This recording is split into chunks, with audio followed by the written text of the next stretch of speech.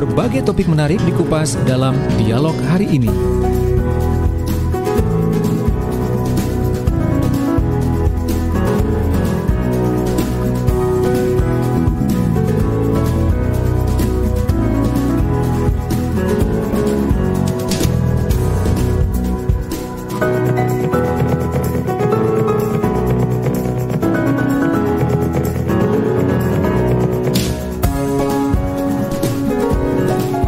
Ya, selamat siang sahabat seluruh Jawa Timur dan Assalamualaikum warahmatullahi wabarakatuh. Salam sejahtera semuanya untuk warga Jawa Timur. Dan hari ini di tanggal 18 November 2021, tepat di hari Kamis, kita atau Jawa Timur punya gawe yang luar biasa, yaitu adalah sebuah kegiatan,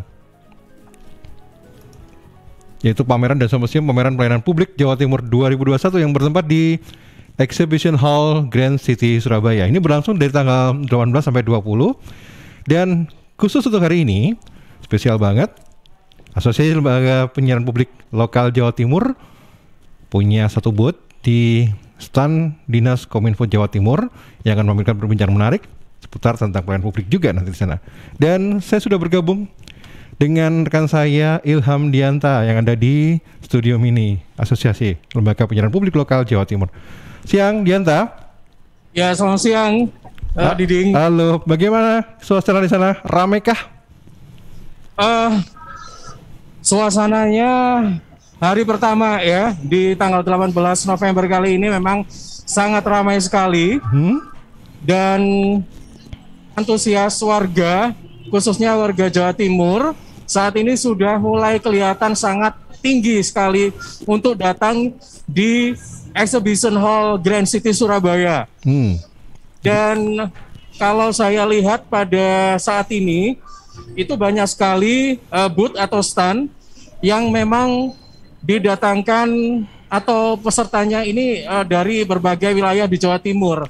Ya, satu di antaranya misalnya dari rumah sakit. Nah, ini rumah sakit yang datang di sini atau yang menghadirkan booth di sini itu ada RSUD Sumber Gelaga, kemudian Gambiran Kota Kediri, ada juga dari Dr. Saiful Anwar ya. Ini salah satunya saja. Jadi ketika kita masuk di area pameran dan simposium ini, itu kita sudah disambut oleh stand dari Ditlantas Polda Jawa Timur. Ya. Kemudian ketika kita masuk ke arah kiri, karena ini masih pandemi, jadi untuk pengunjung yang masuk itu memang diarahkan ya. Ada jalur in sama jalur out begitu. Dan untuk jalur in, ini kita nanti akan lihat beberapa booth dari beberapa wilayah di Jawa Timur, seperti dari pemerintah Kabupaten Trenggalek, kemudian Kediri, Banyuwangi, ada juga dari Ngawi, Kediri, Mojokerto, Situbondo, Lamongan, dan Madiun. Sementara untuk booth dari pemerintah Kabupaten Sidoarjo itu ada di posisi tengah-tengah, Diding. Ya. Nah, di sana atau di booth pemerintah Kabupaten Sidoarjo itu menampilkan selain dari stand RSUD Sidoarjo juga ada Dinas Perizinan. Ya, di sana.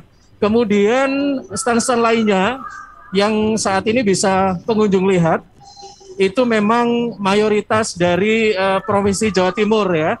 Misalnya saja DPU Bina Marga, kemudian Ombudsman, ada Dinas Kesehatan Provinsi Jawa Timur, kemudian Dinas Peternakan, ada Dinas Kebudayaan dan Pariwisata, kemudian Dinas Perumahan Rakyat, Kawasan Pemukiman dan Cipta Karya, ada juga Dinas Lingkungan Hidup, Satpol PP, kemudian ada juga stand dari DPU Sumber Daya Air Mineral, kemudian dari stand lainnya, ini saya sebutkan ada Rumah Sakit Jiwa Menur, ya, kemudian Dinas Perkebunan, Dinas Sosial, dan Bakes Bangpol. Kemudian dari pemerintah Kota Surabaya ini juga ada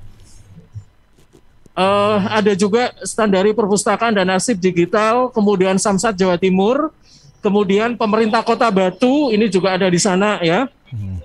Kemudian ada juga ini dari sahabat-sahabat kepolisian, ini ada dari Polresta Sidoarjo, kemudian Polresta Malang, juga Polresta Surabaya. Baik. Kalau melihat dari seluruh peserta berarti ini memang ditujukan untuk pameran pelayanan publik terbaik untuk masyarakat Jawa Timur tentunya ya? sesuai dengan yang begitu. Baik Dianta, kalau saya lihat ini Anda sedang bersama dengan seseorang tamu. Kalau saya baca-baca sebentar, hari ini kita bakal membahas sesuatu yang terkait dengan hoax ya.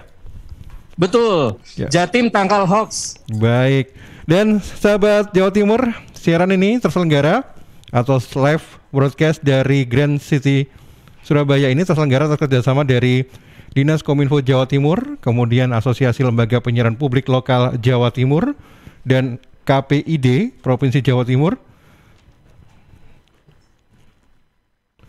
Kemudian didukung oleh seluruh jaringan. Dan untuk operate-nya di hostnya sebagai radio host adalah Suara Sidoarjo. Baik Dianta, silakan dimulai programnya.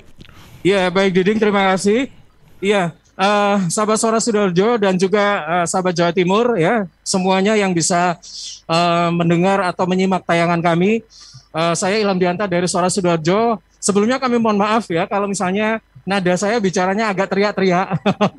Karena memang pada siang hari ini kita atau saya ini masuk di area pameran terbesar ya untuk akhir tutup tahun 2021 kali ini, yaitu pameran dan simposium pameran pelayanan publik Jawa Timur tahun 2021, dan memang sangat ramai sekali begitu ya, sehingga kami memang harus ekstra fokus ya untuk bisa menggelar talkshow pada siang hari ini. Baik sahabat, kali ini saya sudah bersama dengan Mbak Mizati Dewi Wasdiana. Beliau ini adalah aktif sebagai koordinator Mafindo wilayah Surabaya ya. Kalau mungkin masyarakat masih awam atau belum begitu mengenal tentang Mafindo, Mafindo ini merupakan kependekan dari Masyarakat Anti Fitnah Indonesia gitu kan. Nah, tapi sebelum kita ngobrol tentang Jatim Tangkal Hoax, saat ini kita sudah bersama Mbak Mizati. Assalamualaikum, selamat siang Mbak Mizati. Waalaikumsalam, selamat siang Mas Ilham. Apa kabar? Alhamdulillah kabar baik. Oke, baik ya. Oke, Mbak Miza, sebelum kita ngobrol tentang Jatim Tangkal Hoax sesuai dengan tema kita pada siang hari ini, mungkin bisa disebutkan pada kita nih, Mafindo ini sebenarnya apa sih gitu? Iya. Mungkin juga banyak yang penasaran gitu. Iya, betul. Kenapa sih namanya Mafindo gitu? Banyak nih Mas yang meleset ini jadi Mafia Indonesia dulu gitu. Saya tadi mau bilang begitu, cuma agak sungkan aja gitu ya. Jadi Mafindo itu Masyarakat Anti Fitnah Indonesia. Kita merupakan komunitas yang berbasis relawan gitu ya. Sekarang sudah menjadi organisasi juga, organisasi berbasis relawan gitu ya. Jadi kita concern di edukasi anti hoax, Mas.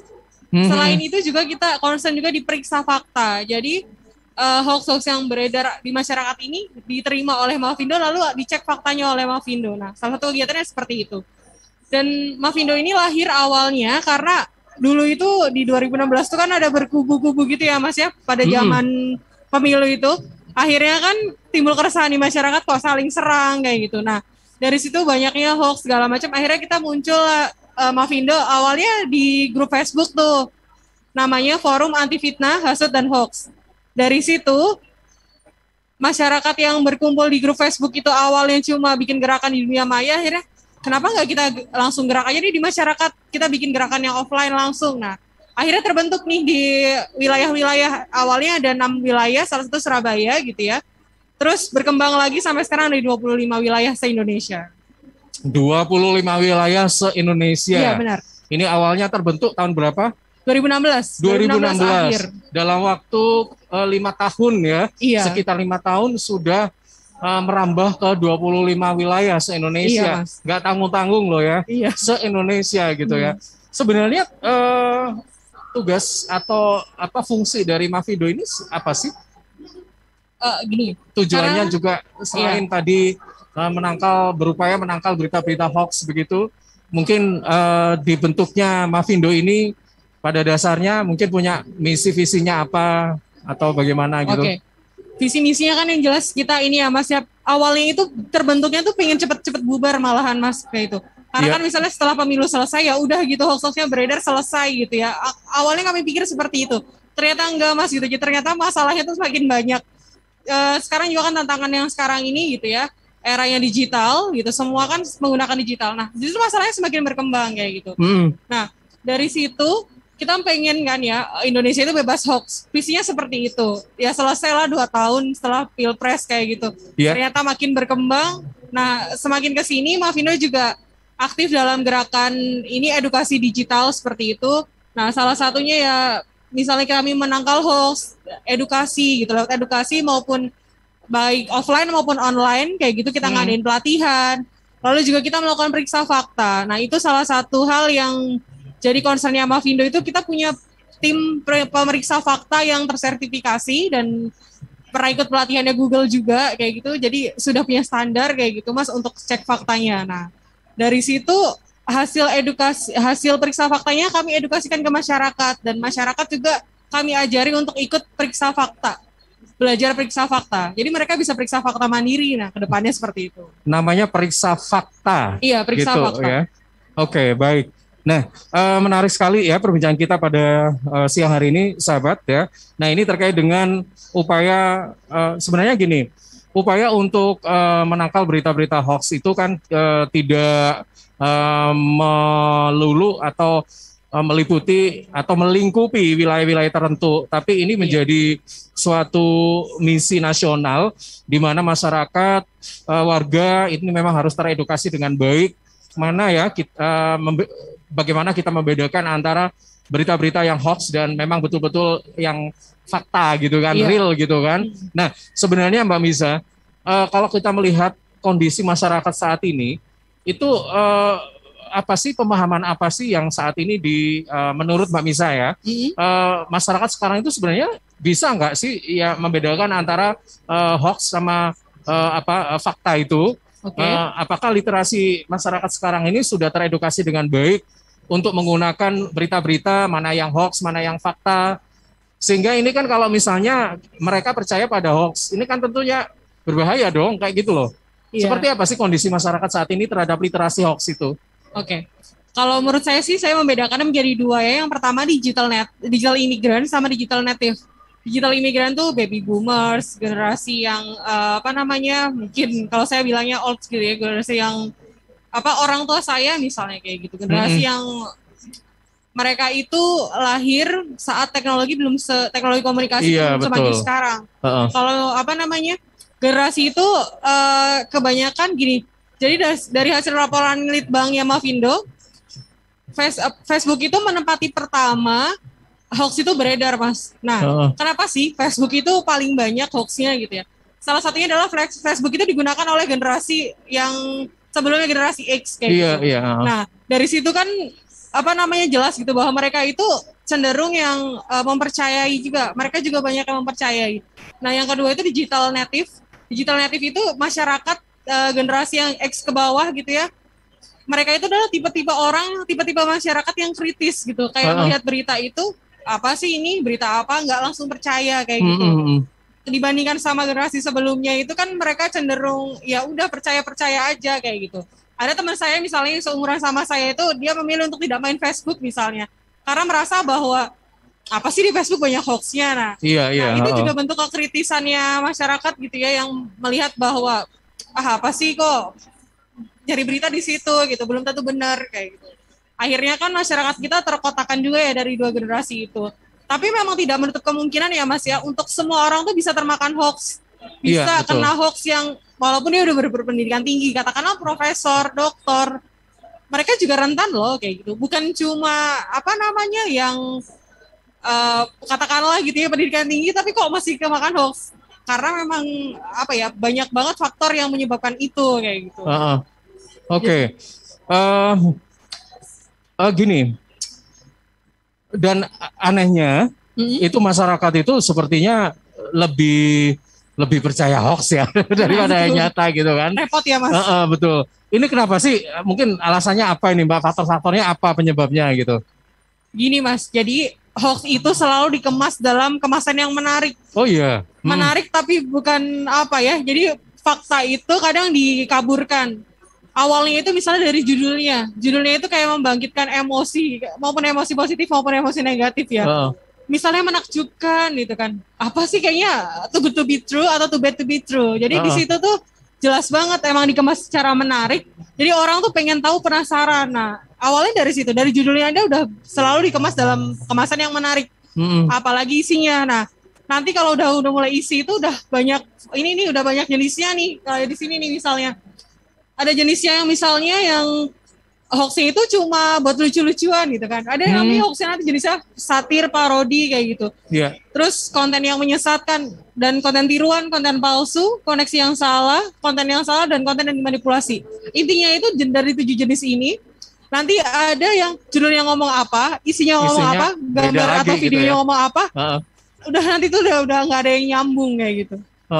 Nah dari situ. Oke. Iya. Baik, ini berarti ada banyak ya, ada 7 jenis mis dan disinformasi ya. Iya. Yang ini harus kita sosialisasikan ini ya kepada masyarakat ya, sehingga apa yang menjadi salah satu item di sini itu ini bisa dikatakan kan ini berita-berita hoax itu cirinya seperti ini ya Mbak ya. Iya, bisa. Jadi berisi satir atau parodi, kontennya menyesatkan ya. Berisi konten tiruan dan masih banyak lagi. Atau kontennya palsu. Atau ini ada lagi konten yang salah atau kontennya dimanipulasi dan koneksi yang salah gitu ya. Iya. Nah, ini bisa dikatakan bahwa inilah yang membedakan antara berita yang fakta dan yang hoax itu ini ya Mbak ya? Iya. Oke, baik. Tapi kadang-kadang kita sebagai masyarakat yang langsung berhadapan dengan berita-berita hoax, itu ciri yang paling menonjol itu apa sih biasanya? Sehingga kita itu nggak terjerembab ke dalam kubangan sesat gitu loh. Kalau saya sih mungkin ngasih tipsnya 2 aja deh. Yang pertama tuh lihat judulnya dulu. Judulnya itu kalau nggak bagus banget itu jelek banget. Oh gitu ya. Jadi isinya itu kayak too good to be true, kalau nggak too bad to be true. Jadi kalau isinya terlalu terlalu mengaduk-aduk emosi, maupun emosi positif maupun emosi negatif ya. Kayak mencengangkan, menakjubkan, ataupun misalnya kok ngeri banget ya, baca judulnya aja udah ngeri ya. Nah itu udah mulai kayak tanda-tanda hoax sih. Ini bener nggak sih? Nah kalau kita udah punya pemikiran bahwa ini bener nggak ya kayak gitu, itu berarti emang jiwa kritis kita udah muncul kayak gitu, rasa kritis kita udah muncul. Terus yang kedua cek sumbernya. Cek sumbernya gini. Jadi kadang itu ada website ya Mas ya, atau katakanlah tulisan pribadi, opini orang itu ya. Nah, kalau opini orang kan bisa menggunakan sosial media ya. Kalau website misalnya kita cek dulu alamatnya, di belakangnya itu domainnya seperti apa. Kita cek juga nih misalnya sumbernya katakanlah ya. Sekarang kan banyak ya media-media tiruan. Misalnya metrotvnews.com, misalnya yang bener kayak gitu. Nah, dia misalnya metrotvnews1.com. Nah, dari situ sumbernya itu udah mulai dimanipulasi sama mereka nih, mulai dipelintir kayak gitu. Iya. Nah, kalau misalnya kita katakanlah ya, kita sudah menemukan websitenya, kita cek nih tentang kaminya, dicek about us-nya dicek. Nah, mereka punya nggak sih kepengurusan atau pemimpin redaksinya siapa, alamatnya di mana. Nah, itu penting banget untuk kita tahu. Jadi kalau kita sudah tahu, kita merasa bahwa ini kok kayaknya kurang terpercaya ya gitu. Oke. Itu masuk nggak sih ke ke AMSI misalnya kayak gitu, Asosiasi Media Siber Indonesia. Jadi sebenarnya berita-berita hoax ini tidak hanya berkaitan dengan kata-kata ya, tapi juga video atau gambar ya Mbak ya. Iya. Termasuk mungkin yang saat ini sering kita saya sebenarnya sering loh mendapat kiriman konten-konten atau gambar-gambar yang meragukan kebenarannya gitu ya.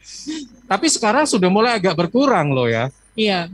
Gimana ini Mbak Miza melihat semacam ini? Apakah memang saat ini kontrol dari pemerintah sudah semakin kuat atau bagaimana?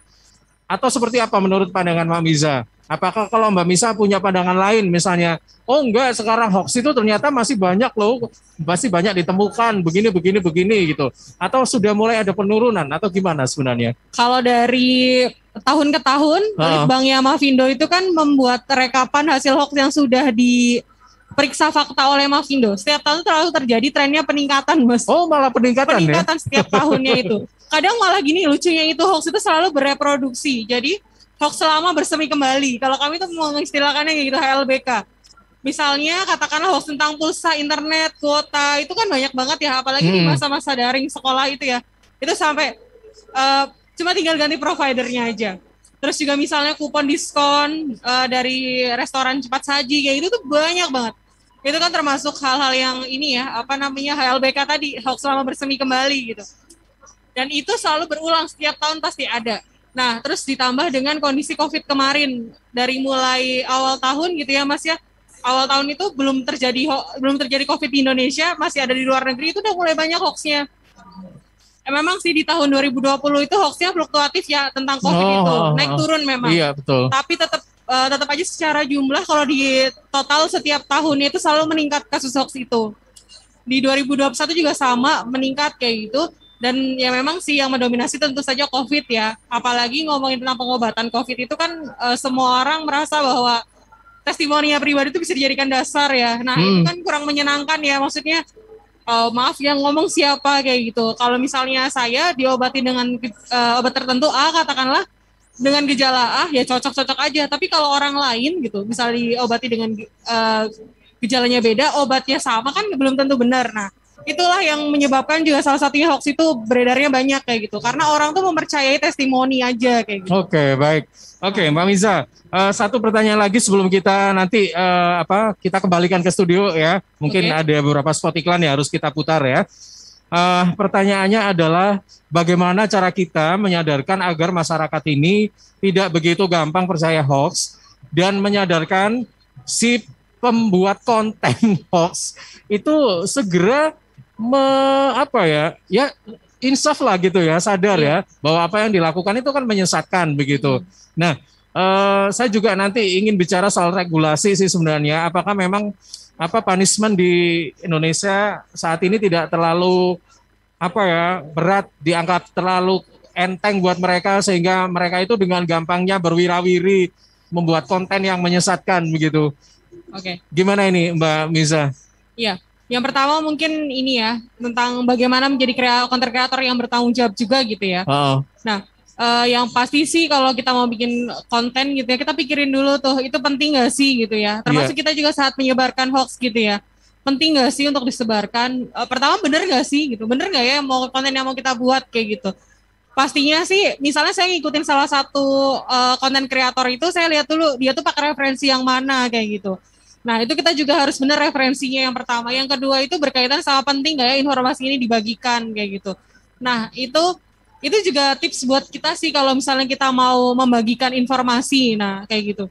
Dan hukuman tentang ini ya, tentang penyebaran hoax itu bukan cuma untuk yang membuat loh. Ternyata buat yang menyebarkan itu juga loh kayak gitu. Jadi hati-hati jangan sampai kita termasuk orang yang menyebarkan hoax kayak gitu, karena juga ancamannya nggak main-main kan, memang penjara juga kayak gitu kan, itu sudah menanti tindak pidana gitu kan, seperti itu. Nah jangan sampai kita menjadi orang yang kita merasa kita pengen jadi orang yang pertama yang menyebarkan ke orang lain, kita pengen jadi orang pertama yang dianggap paling tahu gitu, tapi ya juga kita harus tahu batasannya itu tadi benar atau enggak, penting atau enggak, kira-kira bermanfaat juga nggak sih kalau kita bagikan ke orang lain kayak gitu Mas. Oke, baik. Kita breaknya ternyata jam 2 Mbak. Iya, saya sebenarnya membagi segmennya 30 menit gitu ya. Tapi produser saya bilangnya jam 2 aja breaknya, ya udah. Nanti kita ngobrol terus aja di sini ya. Oke, baik. Tadi Mbak Miza mengatakan tentang upaya bagaimana agar masyarakat itu tidak terlalu gampang atau mudah percaya dengan berita-berita hoax ya. Dan kemudian juga upaya bagaimana agar pembuat konten ini nggak salah-salan saja membuat konten-konten yang berbau hoax begitu ya.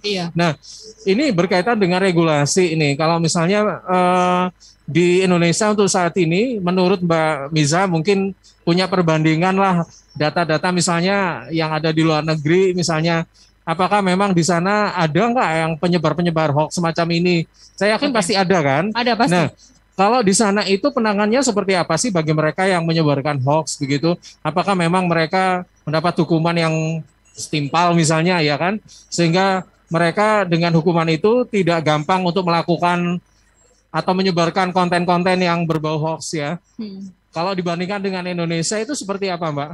Oke, saya akan menjawab setahu saya ya Mas. Jadi gini, Mavindo itu juga salah satu organisasi yang concern terhadap periksa fakta di Indonesia ya. Jadi kami itu juga sering diundang ke forum internasional untuk membahas mengenai permasalahan hoax, dan kami merupakan ini ya, good practice gitu, good practice penanganan hoax di salah satu negara, tapi yang berbasisnya itu masyarakat. Jadi memang kami itu berangkat dari bawah. Jadi kami bukan bentukan pemerintah kan, Mavindo itu gitu. Nah kalau negara lain tuh mereka juga punya untuk penanganan hoaxnya. Tapi kebanyakan mereka itu adalah bentukan pemerintah dan mereka itu juga memang punya regulasi masing-masing untuk menangani hoax di negaranya kayak gitu. Iya, iya. Nah salah satunya misalnya India. Tapi dari sisi punishment-nya gimana, Mbak? Apakah dengan pemberian hukuman si pelaku ini langsung jera atau gimana sih? Iya, mereka juga memberikan hukuman yang sifatnya juga pidana ya Mas ya, setahu saya sih seperti itu. Seperti itu Jadi ya. memang ada hukuman tegas untuk penyebar hoax. Iya, gitu. betul. Karena kan memang berbahayanya hoax itu kan sampai bisa mengancam nyawa ya. Iya.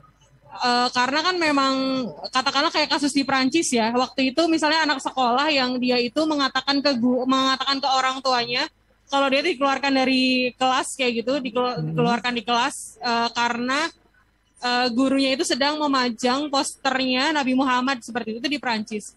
Nah setelah itu kan ayahnya nggak terima gitu. Terus ada yang dia cerita ke seseorang gitu, ke orang-orang. Terus ada yang nggak terima. Salah satu orang itu membunuh gurunya itu. Itu kan berarti memang itu akibat dari hoaxnya ya memang.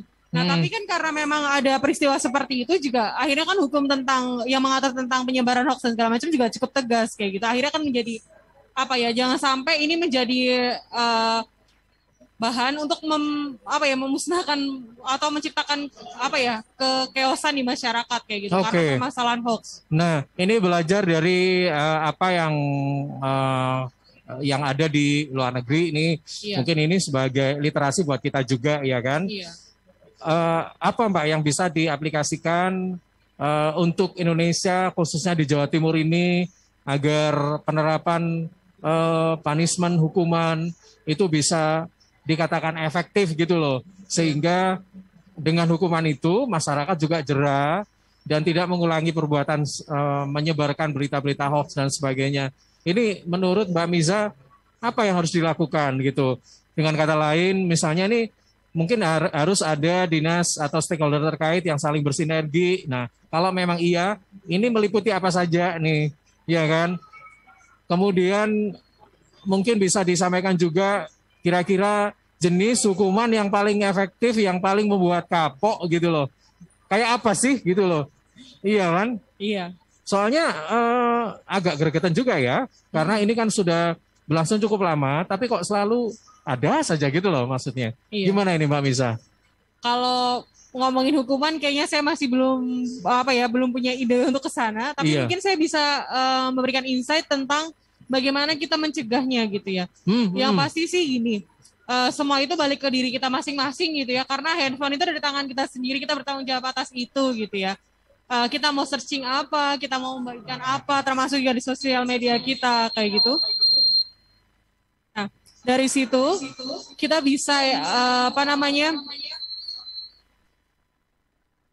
dari situ kita mulai bertanggung jawab terhadap jari kita gitu ya.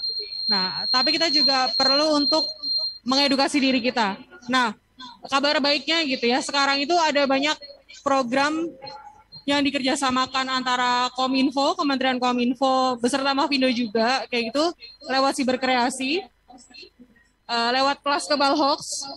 Nah, misalnya nih Mas, kayak kita ngadain kelas kebal hoax ya, jadi ada Kominfo, siberkreasi sama Mavindo. Nah, dari situ kita akan belajar mengenai hoax itu apa sih, bagaimana sih ciri-ciri hoax, bagaimana kita belajar untuk periksa fakta secara mandiri.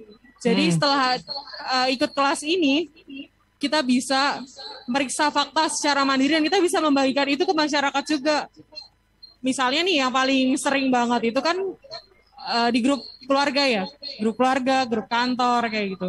Ada yang bagiin hoax nih, kita pengen ngasih di bank atau klarifikasi dari hoax itu kan kita juga mungkin sungkan.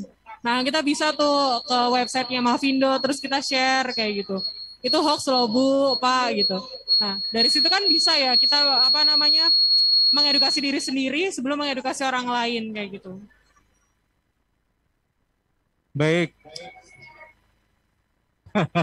Iya, sahabat, saya mendengar voice saya ini agak delay gitu ya. Nah ini sudah enakan daripada ada menggema-gema tadi gitu. Iya. Terima kasih Mas Ruli ya. Dibantu Ega ya. Baik.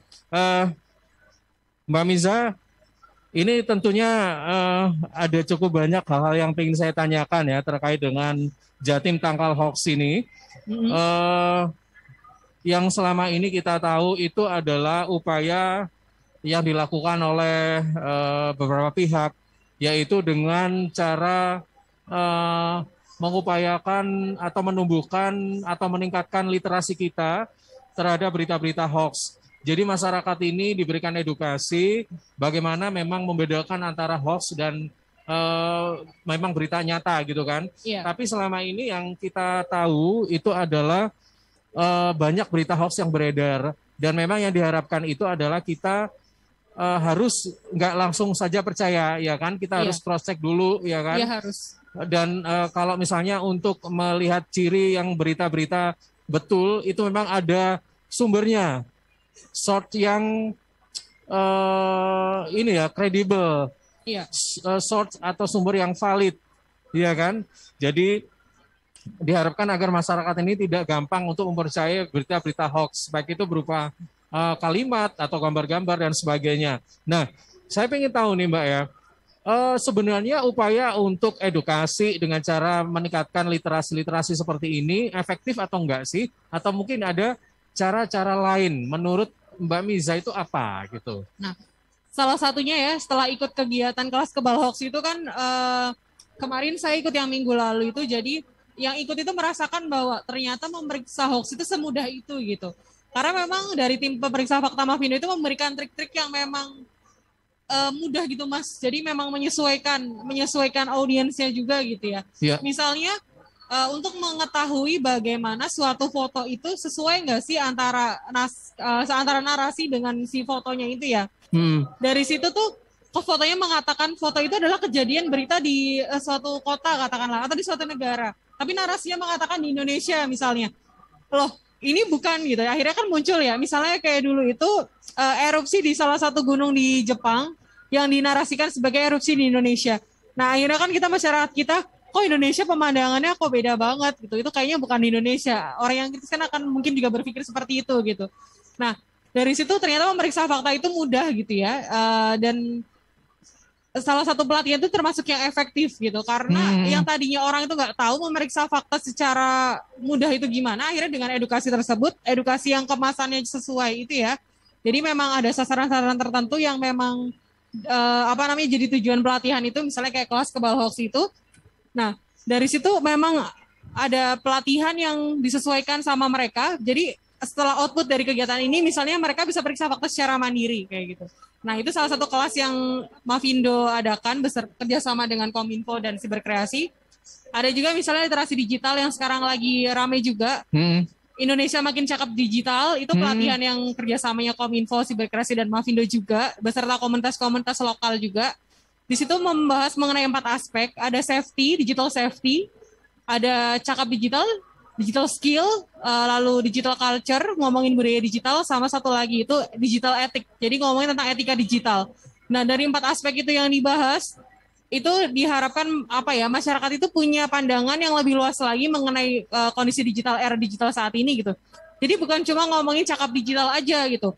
Misalnya bikin konten bisa, tapi secara keamanan digitalnya, terus secara etika digital, secara ngomongin culture-nya juga dibahas kayak gitu. Jadi kalau kita bikin konten, pastiin kontennya itu juga harus sesuai sama etikanya kayak gitu. Sudah sesuai juga sama culture-nya Indonesia. Jangan sampai kita malah jadi orang yang membawakan promosiin budaya tapi bukan budaya, mungkin kok nggak Indonesia banget budayanya kayak gitu.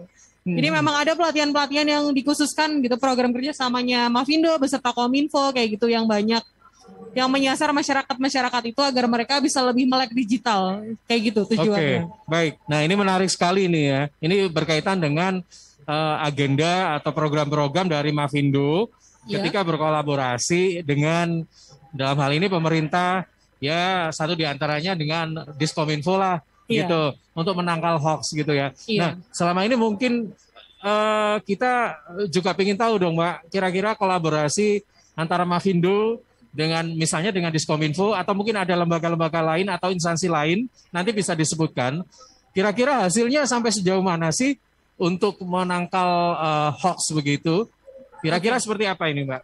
Kalau Mavindo Surabaya Raya, jadi kami pernah bekerja sama dengan Dinas Pendidikan Jawa Timur. Waktu itu kami mengisi acara pelatihan gitu ya. Kami membawakan tema mengenai pelatihan digital gitu ya. Jadi periksa fakta. Nah, mereka itu guru-guru gitu ya. Audiensnya guru-guru SMA. Kami arahkan untuk bisa menggunakan tools periksa fakta, menggunakan tools yang Mavindo, Hoaxbuster Tools. Iya. Di situ ada cara memeriksa berita hoaxnya apa, ada cara untuk ngecek gambarnya ini kira-kira sesuai nggak sih antara narasi dengan lokasi yang sebenarnya atau kejadian sebenarnya. Nah, di situ kami kenalkan juga mengenai tools-tools sederhana yang bisa digunakan untuk periksa fakta kayak gitu. Terus kemarin juga kami bulan September kalau nggak salah itu kami mengisi juga di Bawaslu Jatim, diundang Bawaslu Jatim, kami mengisi di salah satu ponpes di Bangkalan dan juga di SMA yang ada di Pamekasan. Jadi untuk audiensnya itu adalah pemilih pemula. Jadi kami mengenalkan juga nih biar mereka tuh nggak tersasar hoax nih gitu yang pemilih pemula. Jadi mereka bisa lebih kritis lagi dan kalau punya pilihan pun mereka akan matang sama pilihan mereka karena mereka udah tahu nih kalau ada kabar atau berita yang mengatakan misalnya calonnya itu, preferensi calonnya itu misalnya ada kabar burung apa kayak gitu. Nah, itu kan akhirnya ya, Mbak Miza, ini kami imbau kepada sahabat Suara Sidoarjo dan juga sahabat Jawa Timur lainnya. Kalau misalnya mungkin ya pada perbincangan siang hari ini ada beberapa hal yang ingin ditanyakan. Mbak Miza juga bersedia menjawab ya. Oke. Jadi untuk sahabat semuanya yang mungkin pada siang hari ini masih terus menyimak program talkshow kami, ini bisa langsung berkontribusi, memberikan pertanyaan atau memberikan respon, tanggapan-tanggapan, silakan ya. Ini nanti rekan-rekan dari Suara Sidoarjo, ini ada Mas Ruli, ini juga bisa membantu kami untuk mempermudah jalannya talkshow pada siang hari ini, mungkin dengan mengirimkan pertanyaan dan sebagainya.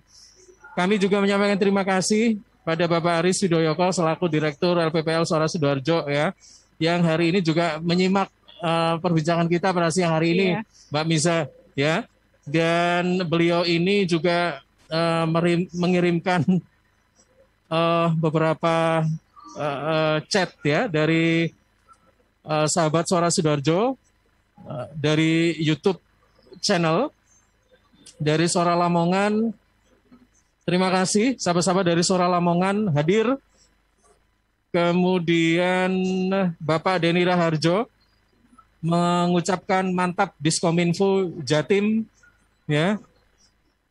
Kemudian ini sahabat-sahabat dari redaksi Buletin Jatim ini juga memberikan respon ya pada talkshow pada siang hari ini. Selamat siang dan selamat bergabung.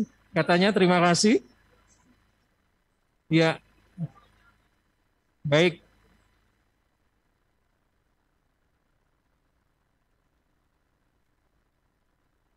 Oke, terima kasih. Ini sambil saya cek-cek, cek-cek handphone ini ya, melihat beberapa sahabat-sahabat Suara Sidoarjo maupun sahabat-sahabat dari Jawa Timur yang pada siang hari ini bergabung begitu. Baik, iya Mbak Miza. Ini tadi kita berbicara cukup panjang ya mengenai apa yang dilakukan oleh Mavindo sebagai salah satu upaya untuk meminimalisir ya, atau bisa dikatakan mungkin tidak hanya meminimalisir tapi juga mencegah gitu kan, mencegah adanya berita-berita hoax dan sebagainya. Satu diantaranya tadi itu sempat berkolaborasi atau mungkin bekerja sama gitu kan dengan Dinas Komunikasi dan Informatika Provinsi Jawa Timur. Nah, tadi juga sempat disebutkan bekerja sama dengan lembaga atau instansi lain ya. Iya. Betul. Nah, yang saya tanyakan lagi, ini selain bekerja sama dengan instansi, kalau misalnya Mavindo ini pernah nggak melakukan gerakan single action begitu?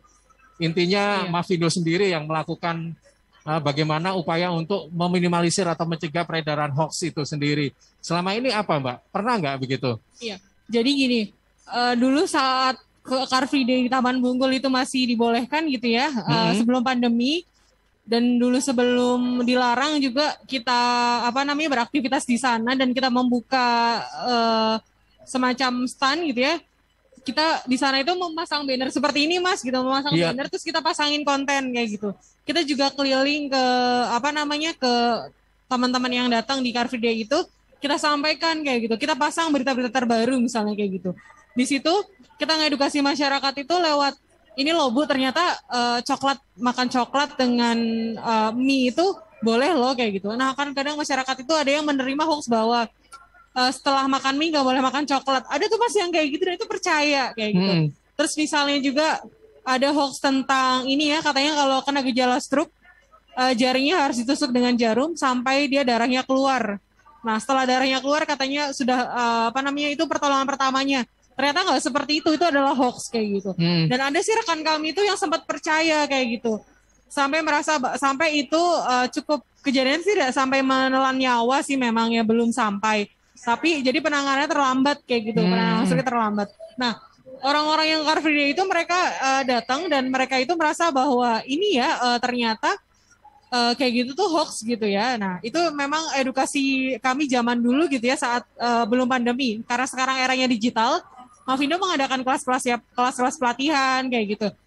Seperti kami datang ke sekolah kayak gitu lewat lewat Zoom gitu. Kita edukasi ke sekolah gitu, ke SMA. Pernah waktu itu kami diundang juga sih dan jadi para pelatihan Mavindo juga. Itu menyasar pada pelajar gitu kan? Iya, pelajar juga. Salah satu yang disasar itu pelajar. Iya. Selain itu mungkin jadi banyak Mas. Jadi ada kegiatan kami tahun ini di 2021 ini ada namanya Tular Nalar. Tular Nalar itu kerjasama antara Ma'arif Institute dan juga Love Frankie disponsori oleh Google.org gitu. Nah, di situ kami mengadakan edukasi untuk meningkatkan berpikir kritis kepada guru-guru, kepada siswa juga. Yeah. Nah, jadi salah satu kegiatan Tular Nalar itu ya kita mengadakan pelatihan untuk guru-guru, untuk dosen juga. Jadi selain untuk guru itu nanti ditularkan oleh ke siswanya, kalau dosen ditularkan ke mahasiswanya kayak gitu. Nah, terakhir kami 11 November lalu mengadakan Tular Nalar Summit. Jadi di situ konferensi internasional konferensi itu. Di situ kami mengundang narasumber dari luar negeri dan juga Pak Menteri Pendidikan, Pak Nadiem Makarim. Lalu juga di situ memang menjadi ranah ilmiahnya kita untuk berpikir tentang kita butuh solusi bagaimana berpikir di sini semakin meningkat di masyarakat. Jadi sasarannya lebih luas lagi gitu. Lebih luas lagi sebenarnya. Bukan cuma pelajar gitu, bukan cuma pemilih pemula, bukan cuma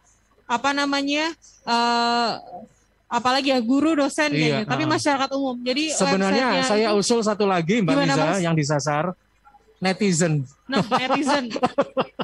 Nah, itu Mas. Itu harus disasar ya. Harus banget itu. Itu sumber yang paling besar mengirimkan berita-berita hoax gitu ya.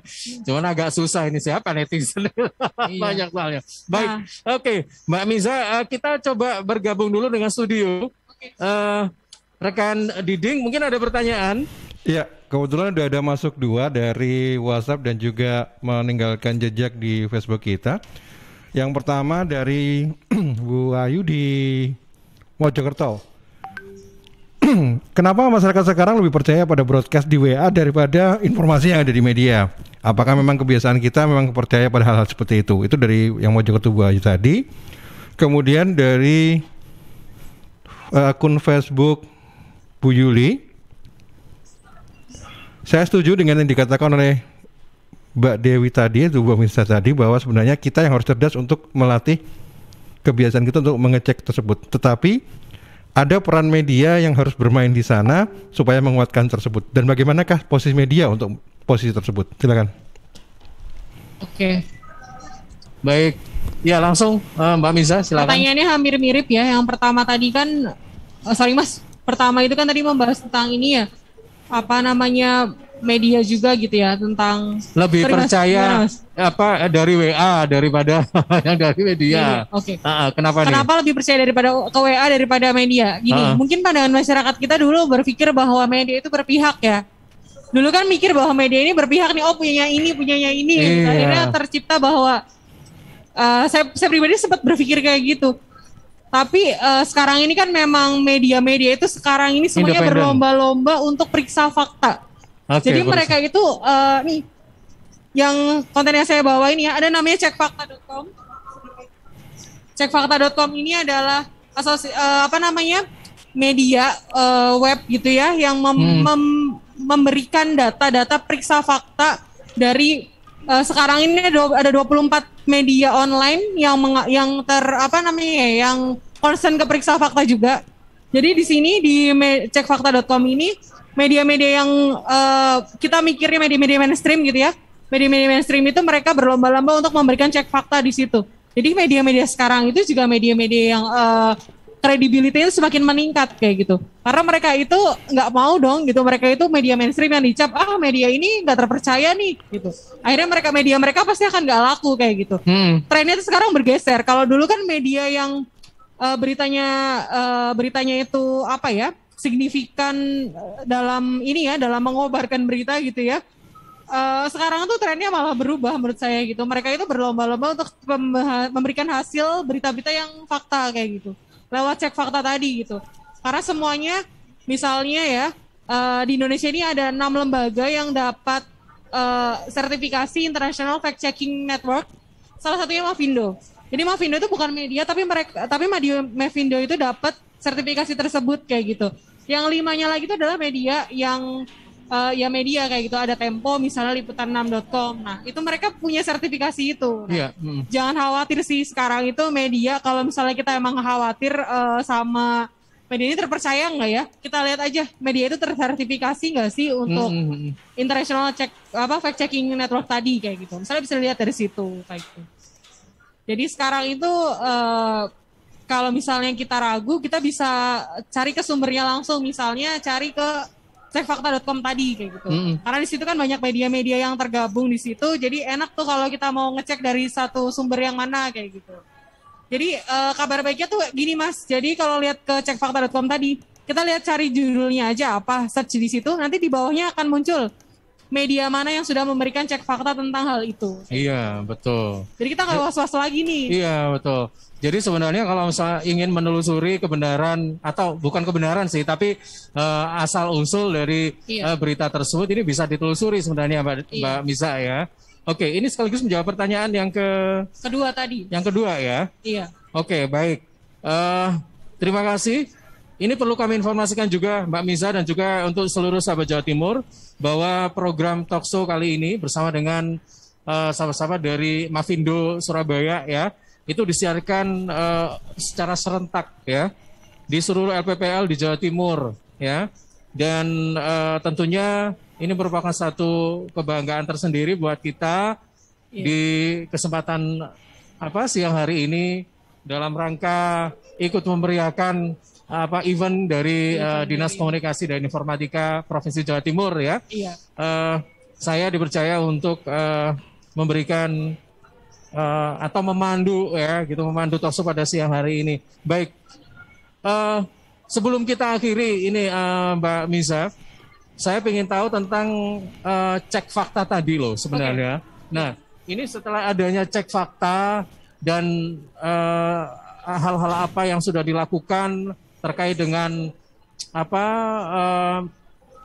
terkait dengan ini loh, untuk cross check kebenaran dari berita-berita hoax itu sendiri yang dilakukan oleh Mavindo ya kan.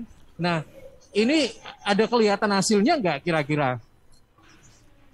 Ada Mas, jadi selain ini ya, di awalnya itu kan dari forum anti fitnah hasut dan hoax, grup di Facebook itu, ya, masyarakat itu melaporkan hoax itu lewat situ. Masyarakat itu melaporkan dan menanyakan ini hoax atau bukan kayak gitu. Dari situ aduan tentang klarifikasi hoax itu meningkat ya. Nah, termasuk juga beragamnya hoax yang beredar di masyarakat. Nah, dari situ kan juga memang akhirnya kita juga membuat banyak platform gitu, banyak channel untuk melaporkan hoax ataupun menanyakan tentang hoax kayak gitu. Salah satunya Mavindo misalnya membuat Kalimat Sada, WhatsApp-nya Mavindo kayak gitu. Di sini WhatsApp-nya ini bisa diakses oleh masyarakat kayak gitu. Nah, namanya Kalimat Sada. Jadi masyarakat itu bisa cuma tinggal WA aja terus cari kata kuncinya kayak gitu. WA-nya itu nomornya di Kalimasada. Mungkin bisa saya infokan juga ya Mas nomor WhatsApp-nya. Nah, nomornya itu di 0859 2160 0500. Nah, masyarakat tuh tinggal WA aja, misalnya kata kunci yang mau dicari apa kayak gitu. Katakanlah misalnya tentang dulu pernah ada ya hoax tentang telur kayak gitu. Misalnya hoax tentang telur kayak gitu. Ketik aja telur, nanti langsung muncul hoax tentang telur kayak gitu. Atau misalnya hoax tentang Surabaya katakanlah gitu. Kita kirim aja ketik kata Surabaya, nanti akan diberikan tuh hoax-hoax yang ada tentang Surabaya kayak gitu. Yeah. Dan bagaimana klarifikasinya berita yang benernya tentang kayak gitu. Dengan kata lain bahwa dengan adanya cek fakta dan apa yang sudah dilakukan oleh Mavindo ada perubahan dari perilaku masyarakat gitu ya terhadap ini konten-konten yang berbau hoax. Iya. Dengan kata lain mungkin mereka sudah punya apa ya semacam kontrol diri kali ya. Lebih kritis. Apa? Lebih kritis. Iya, lebih kritis dan seperti itulah gitu ya. Iya. Kontrol diri dengan kata lain bahwa kalau ingin share berita-berita seperti itu kayaknya harus pikir-pikir lagi deh. Ini dampaknya dan sebagainya kayak gitu-gitu ya. Oke, baik. Karena kan juga banyak kan Mas info-info yang sudah beredar yang tentang satu topik itu dan sudah benar gitu, bukan hoaxnya yang beredar, tapi faktanya juga sudah beredar. Tapi sayangnya tuh berita hoax itu lebih cepat menyebar daripada faktanya. Nah, kita sebagai masyarakat yang sudah teredukasi, kita mengajak semuanya untuk mengedarkan berita-berita yang sudah terklarifikasi, fakta-faktanya yang diedarkan. Jadi bukan cuma hoax yang sebenarnya untuk membuat masyarakat lebih melek terhadap literasi ini, itu yang paling susah yang masyarakat di segmen yang mana sih Mbak sebenarnya? Atau memang penyebar berita hoax itu tidak melihat kelas ya atau bagaimana sih sebenarnya? Tidak melihat kelas sih Mas, tapi pastikan bahwa yang paling susah itu yang ngeyel ya tentu. Yang mereka punya pandangan bahwa dirinya tuh selalu benar kayak gitu. Jadilah pribadi yang pembelajar kayak gitu. Jadi kalau melihat sesuatu lihat dulu kayak gitu, jangan langsung merasa dirinya paling benar kayak gitu. Ya kita semua orang punya pandangan ya, kita semua saling menghargai. Tapi pastikan juga apa yang kita dapatkan dari orang lain kayak gitu, input gitu ya. Kita kritisi juga kayak gitu, jangan sampai kita merasa diri kita paling benar kayak gitu, nggak mau belajar lagi akhirnya. Nah itu yang paling susah ngadepin orang yang kayak gitu. Oke. Itu udah mentok. Mbak Miza yang terakhir nih, mungkin ingin ada sesuatu yang disampaikan, imbauan atau saran atau apa gitu, silakan Mbak. Oke. Kami dari Mavindo gitu ya mengajak masyarakat untuk lebih melek gitu terhadap hoax dan juga berita-berita yang beredar. Berita-berita itu pastikan gitu ya, kalau misalnya kita mau menyebarkan, kita lihat dulu kayak gitu, ini kira-kira bener nggak atau enggak ya. Kalau merasa bahwa ini too good to be true, too bad to be true, kayak kita merasa ini kayaknya nggak yakin deh kalau ini bener kayak gitu. Nah, jiwa kritis kita sudah muncul di situ ya. Nah, setelah itu kalau kita mau membagikan lagi, kita lihat dulu itu penting atau enggak kayak gitu, itu bermanfaat atau enggak untuk masyarakat. Jadi semuanya kontrol itu dari diri kita. Kalau kita merasa bahwa itu bermanfaat, penting dan benar, baru kita sebarkan. Kalau tidak, ya lebih baik kita tahan aja, cukup berhenti di kita. Oke. Ya, baik. Terima kasih Mbak Miza sudah meluangkan waktunya 1 jam ini ngobrol bersama kami ya dalam Jatim Tangkal Hoax. Terima kasih. Selamat siang dan assalamualaikum warahmatullahi wabarakatuh. Selamat siang. Wassalamualaikum. Waalaikumsalam. Iya, sahabat, baru saja kita simak obrolan kita pada siang hari ini dengan Mizati Dewi Wasdiana selaku koordinator Mavindo wilayah Surabaya ya, terkait dengan tema Jatim Tangkal Hoax. Dan perlu kami informasikan juga bahwa program talkshow ini diselenggarakan oleh Diskominfo Provinsi Jawa Timur bersama ALPPL Radio Jawa Timur dan Suara Sidoarjo sebagai radio host. Dan saya Ilham Dianta menyampaikan terima kasih. Pantau terus Suara Sidoarjo dan akhir kata selamat siang. Assalamualaikum warahmatullahi wabarakatuh. Saya kembali ke studio. Rekan Diding, silakan.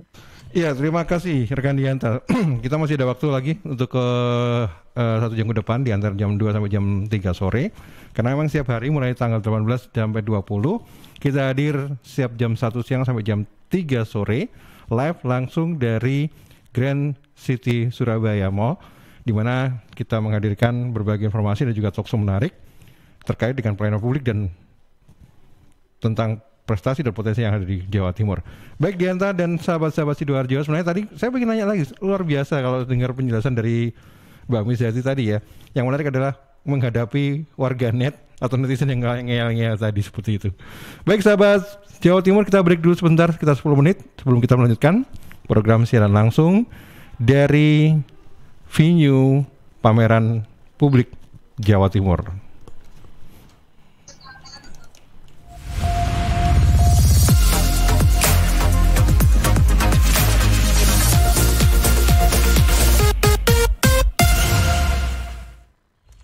Rokok opo iki kok putihan? Ya rokok tok, ya murah, ya akeh. Rokok ilegal ki. Masa rokok ilegal iki? Yo ki. Lah awakmu kok roh nek iki rokok ilegal? Rokok ilegal iki gak nek pita cukene. Samen paling roe bandro kuwi lho. Rokoke kudu enek merek karo nama perusahaane sing terdaftar ndek bea cukai. Lokasi pembuatane ndek kene ya gak enek. Terus ndek kene rokok ilegal iki gak enek gambar karo peringatane teko pemerintah. Berarti rokok ilegal gak resmi no? Aduh ya mesti to Lemul. Rokok ilegal iki merugikan negara. Mergo ora mbayar cukai sing digembangun negara. Walah tutu, sepenting wong-wong gak roh.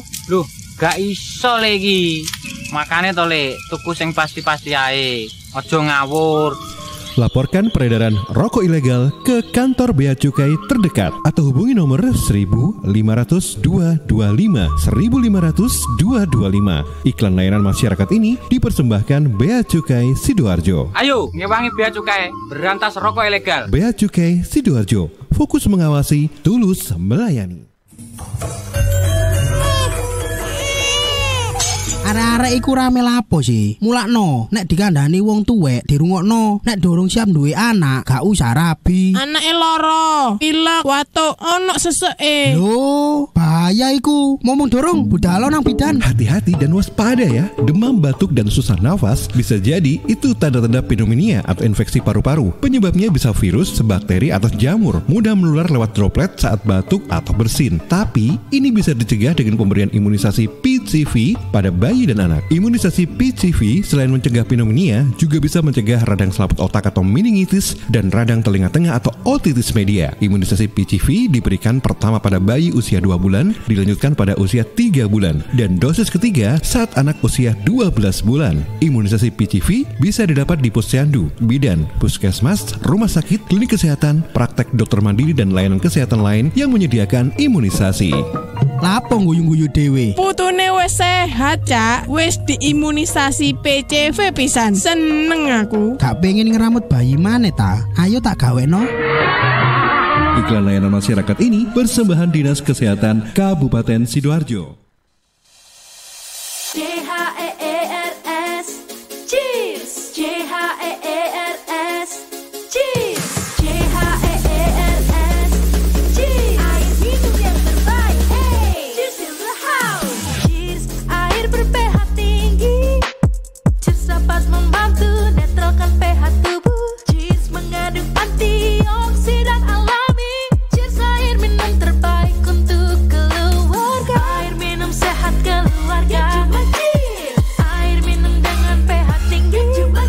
Cara pesannya mudah, petugasnya ramah.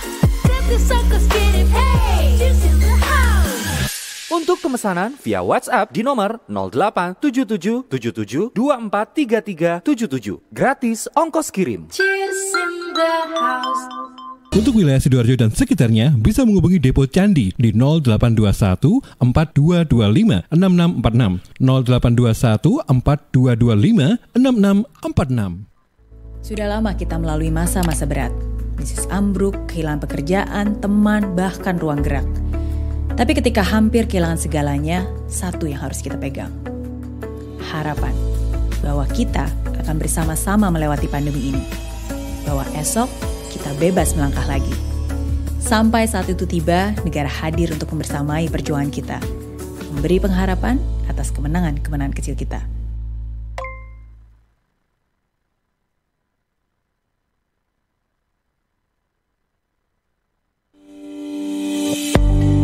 Sahabat, penularan virus corona bisa dicegah lewat perilaku hidup bersih dan sehat. Cuci tangan pakai sabun di air yang mengalir. Kalau batuk dan bersin, terapkan etika batuk. Kemudian mengkonsumsi makanan yang bergizi dan sudah dimasak sempurna. Rajin olahraga, istirahat yang cukup. Kalau ada gejala demam, batuk, sesak nafas, pernah kontak dengan orang dari negara atau daerah terjangkit, atau dari kunjungan negara atau daerah terjangkit, segera ke pelayanan kesehatan terdekat. Bisa juga hubungi call center kesehatan 119 untuk sambungan cepat 24 jam siaga. Sekali lagi, call center 119 untuk sambungan cepat 24 jam siaga. Dan di 0811 3088 113 untuk sambungan layanan 24 jam kegawat daruratan medis. Sekali lagi di 0811 3088 113 untuk sambungan layanan 24 jam kegawat daruratan medis. Cegah penularan virus corona lewat hidup bersih dan sehat. Iklan layanan masyarakat ini persembahan Dinas Kesehatan Kabupaten Sidoarjo didukung Suara Sidoarjo. Saatnya kita bersama akhiri pandemi dengan vaksinasi, karena kan kita hadapi masa depan sehat, harapan kita semua. Jangan ragu, ayo bersama selamatkan negeri dengan vaksinasi.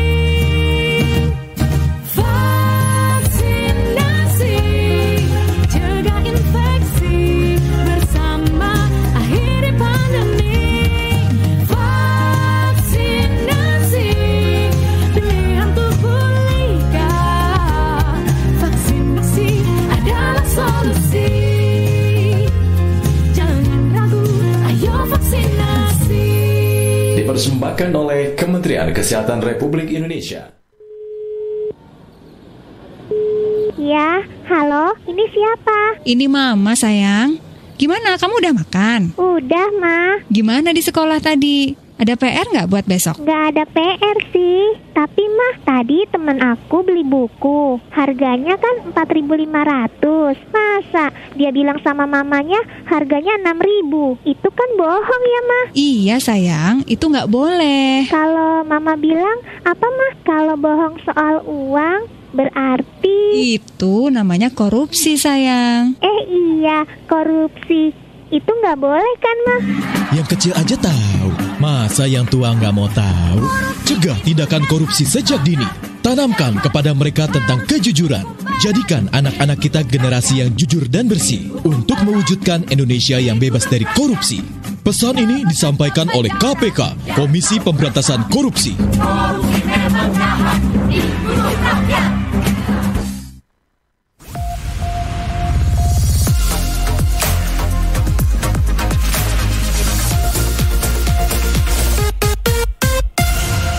Ya, sahabat Jawa Timur, kita kembali lagi di program khusus untuk siaran langsung dari Grand City Surabaya terkait dengan program kegiatan Pameran Pelayanan Publik Jawa Timur 2021.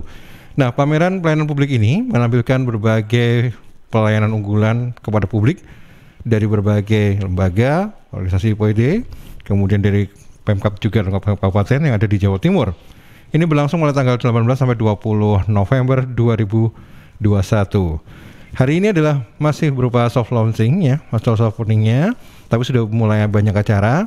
Sementara untuk grand openingnya besok di hari Jumat berlangsung insya Allah oleh Kofifa Indar Parawangsa, Gubernur Jawa Timur, dan juga ada penyerahan penghargaan Kofablik kepada pelayanan terbaiknya. Oke, saya masih bersama dengan Ilham Dianta. Mas Ilham? Iya. Oke. Kalau saya lihat di background beberapa gambar-gambar yang tertampil kayaknya masih ramai ya, meskipun ini masih soft launching ya, soft pembukaan pembukaannya. Iya betul, ini sangat ramai sekali ini Diding ya. Saya tadi itu sampai meraba-raba gitu kan, ketika berbincang dengan Mbak Mizati gitu. Ini apa yang diucapkan dengan apa yang saya ucapkan itu sama-sama meraba-raba. Karena memang sangat crowded, ramai, ada banyak distorsi di sini gitu kan. Tapi saat ini sudah mulai agak berkurang pengunjungnya. ini yang ada di sekitar area gebiar vaksinasi itu agak sedikit berkurang. Tapi kalau yang di stan-stan pemerintah kabupaten itu di sebelah kiri, jadi masuk ya belok kiri, ini jumlah pengunjungnya masih ramai sekali gitu ya. Kalau boleh saya lihat di belakang saya ini ramai sekali. Jadi perlu kami informasikan juga Diding bahwa di acara pameran dan simposium pada tahun 2021 di Grand City kali ini, selain menampilkan aneka macam keunggulan dari beberapa wilayah di Jawa Timur ya, juga dilaksanakan gebiar vaksinasi untuk 1.000 dosis. Dan pelaksanaannya juga sama pada tanggal 18 sampai 20 November. Itu ada tempat khusus ya bagi mereka yang belum divaksin, itu disediakan gebiar vaksinasi untuk 1.000 dosis. Tapi jenis vaksinnya ini masih belum disebutkan ya. Ini cukup mendapat sambutan yang antusias dari masyarakat. Lokasinya berdampingan dengan booth-nya Dinas Kominfo dan Informatika Jawa Timur.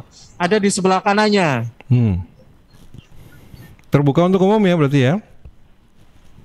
Kenapa? Terbuka untuk umum kan? Maksudnya bisa yang ya, terbuka untuk umum, betul. Baik. Baik Mas Dianta, tadi disebutkan juga bahwa selain ada kegiatan pameran juga layanan vaksinasi. Ini untuk dosis pertama kedua ini? Nah ini juga masih belum tertulis secara detail ya. Hanya 1.000 dosis gitu aja gebiar vaksinasi. Kalau menurut saya mungkin ya 1 dan 2 mungkin ya. Baik. Baik, kalau saya baca dari rondenya hari ini bahwa untuk yang bersamaan dengan jam ini di venue yang lain ada simposium yang narasumbernya adalah Gus Ipin, Bupati Trenggalek ini kalau nggak salah ya. Benar? Iya betul. Betul, jadi saat ini juga berlangsung acara simposium ya. Ini lokasinya juga berdekatan dengan lokasi vaksinasi ya. Nah ini berdekatan memang dan kalau saya lihat dari sini memang masih terus berlangsung Diding ya. Iya. Oke, dan perlu kami informasikan juga bahwa untuk hari pertama pada tanggal 18 November kali ini, sekali lagi ini meskipun masih soft launching ya, tapi antusias masyarakat untuk berkunjung ke lokasi di Grand City kali ini cukup tinggi. Jadi cukup banyak masyarakat yang hadir di sini dan saya lihat ini juga semua memakai masker ya. Dengan kata lain masih menerapkan protokol kesehatan dan juga di beberapa tempat itu disediakan hand sanitizer. Ini untuk ya agar tidak menimbulkan klaster baru ya di acara di sini. Baik. Jadi tetap ya protokol kesehatan tetap berlangsung meskipun acara tetap dilaksanakan. Dan untuk hari ini memang kalau saya lihat dari jadwal penyelenggaraan tadi jam 10 pagi sudah dibuka dengan narasumber dari bidang pelayanan publik Kemenpan RB, kemudian ada Dukcapil juga. Kemudian di sesi kedua yang masih berlangsung sekarang mungkin di dekat situ adalah dengan Bupati Trenggalek ya. Kemudian ada Dinas Peternakan dan juga Rumah Sakit Ishak.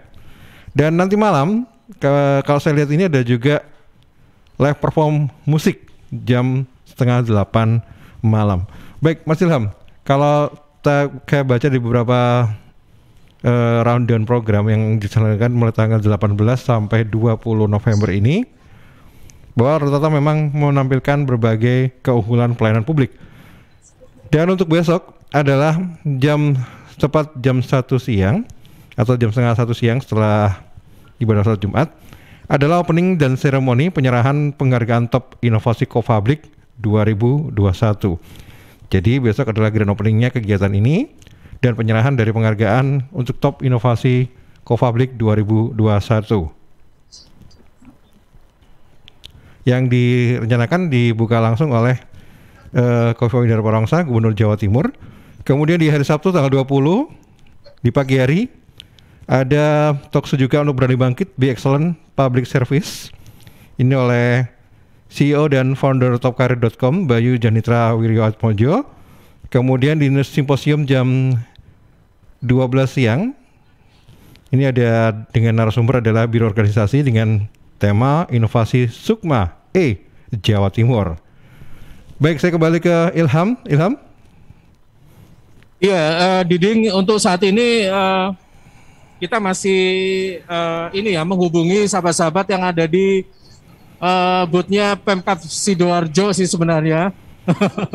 Untuk kita juga ingin tahu begitu kan, sebenarnya yang ada di booth Pemkab Sidoarjo ini menampilkan apa saja gitu.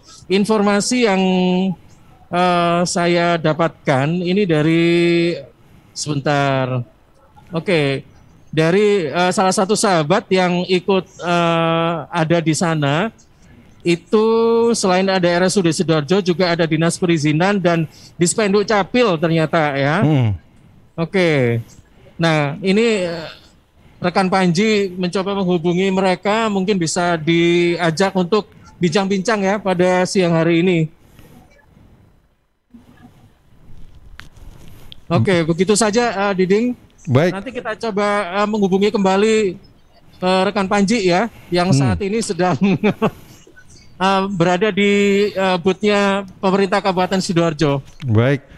Baik sahabat, kita masih program siaran langsung dari Grand City Mall Surabaya di acara pameran pelayanan publik Jawa Timur ke 2021 yang diselenggarakan di tanggal 18 sampai 20 November 2021. Silakan, mungkin ada yang bermaksud atau mencari tahu sebenarnya apa saja sih pelayanan unggulan untuk publik yang ada di Jawa Timur. Tapi itu bukan hanya provinsi saja ya, dari daerah juga ada, dari rumah sakit juga ada, dari pemerintah kabupaten kota juga ada yang menampilkan inovasi pelayanan publik terbaik mereka dalam pameran pelayanan publik Jawa Timur 2021. Selain pameran juga diadakan simposium, dan yang masih berlangsung di sebelah stand dari Dinas Kominfo Jawa Timur adalah simposium bersama dengan Bupati Trenggalek Gus Ipin, kemudian juga ada Rumah Sakit Umum Daerah Tulungagung, dan juga Kepala Dinas Peternakan Jawa Timur. Baik, saya akan kembali setelah ini beberapa pesan berikut yang harus lewat. Kita akan kembali setelah yang satu ini.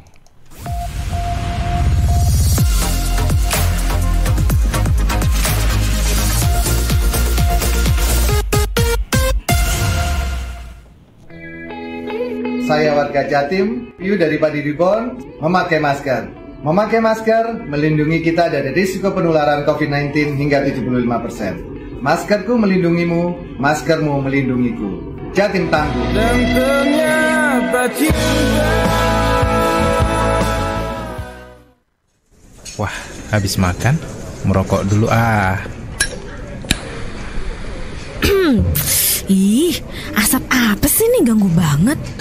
Mas, kesini sebentar bisa? Iya mbak. Asap apa sih nih mas? Dari dapur restoran bukan sih? Oh bukan mbak, itu di meja 13 ada yang merokok. Oh, mas, kalau minta tolong kasih tahu bisa nggak ya mas? Kalau asap rokoknya mengganggu? Iya mbak, bisa.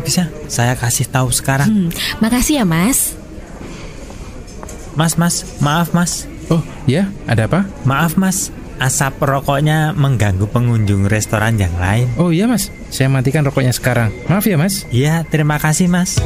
Ingat, jangan merokok di tempat umum. Iklan layanan masyarakat ini dipersembahkan oleh Suara Sidoarjo. Your multi-platform radio. Ada tamu pak, katanya dari KPK. Sudah cek identitasnya, keperluannya apa ya? Katanya dari KPK Regional 1. Dia menawarkan bapak jalan keluar untuk kasus tambang tempo hari itu pak. Loh, kita sudah clearkan semua urusan itu dengan benar. Kamu yakin orang itu dari KPK? Saya nggak tahu pak, ngakunya sih begitu. Untuk menghindari penyalahgunaan nama KPK oleh pihak lain, Anda perlu tahu bahwa setiap bertugas, pegawai KPK dilengkapi dengan surat tugas dan kartu identitas resmi yang dikeluarkan KPK. Pegawai KPK juga dilarang menjanjikan atau menerima, apalagi meminta imbalan dalam bentuk apapun. KPK tidak membuka kantor cabang atau kantor perwakilan khusus KPK di daerah-daerah, serta tidak pernah menunjuk organisasi, lembaga, atau media manapun sebagai perpanjangan tangan, mitra, konsultan, pengacara, maupun perwakilan dari KPK. Pelayanan yang dilakukan oleh KPK bersifat gratis, serta merchandise KPK tidak diperjualbelikan. Informasi lebih lanjut mengenai KPK dapat dilihat di www.kpk.go.id serta melalui Twitter di @kpk_RI. Halo arek-arek Jawa Timur, piye kabare? Muga-muga kabeh apik ya. Saya Via Valen mau mengajak kita semua untuk tetap jaga kesehatan di tengah pandemi.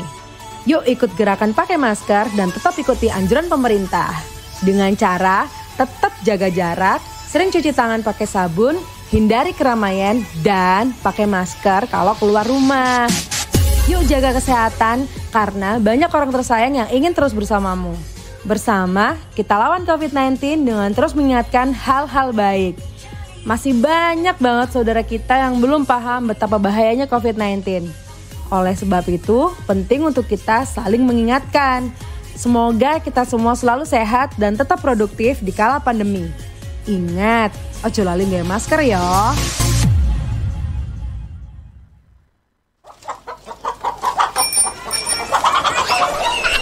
Ya ampun, anakmu kok ngontot kinuk-kinuk ngene to yo. Tak PM mari. Lah, kok ora duwe anak sih?